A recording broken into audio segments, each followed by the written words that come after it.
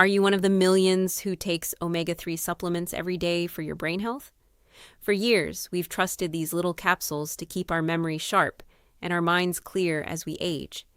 It has become a daily ritual for so many, a simple step to protect against cognitive decline. But what if the story isn't that simple? A new study from the Medical University of South Carolina is turning our assumptions upside down. Published in the journal Cell Reports, their research reveals that the benefits of fish oil might not be universal. In fact, they could depend heavily on your personal health history.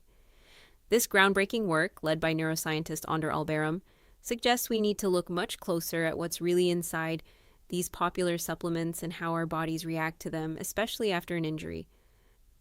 The findings might just change how you see your daily vitamins. So what did the researchers find? It turns out not all components of fish oil are created equal. The team focused on how omega-3 fatty acids work after repeated mild head injuries. They found that while DHA, one component, helps support brain structure, another called EPA might actually get in the way of the healing process.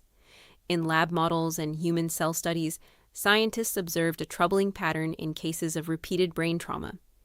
EPA was linked to weaker blood vessels, disrupted repair signals, and even the buildup of proteins associated with cognitive decline. Does this mean you should throw your omega-3 supplements away? Not at all. The researchers emphasize that this isn't a blanket warning. Instead, it's a powerful call for a more personalized approach to nutrition. Your injury history and metabolism can shape the outcome. It highlights that the world of supplements is more complex than we thought, demanding more investigation and tailored advice.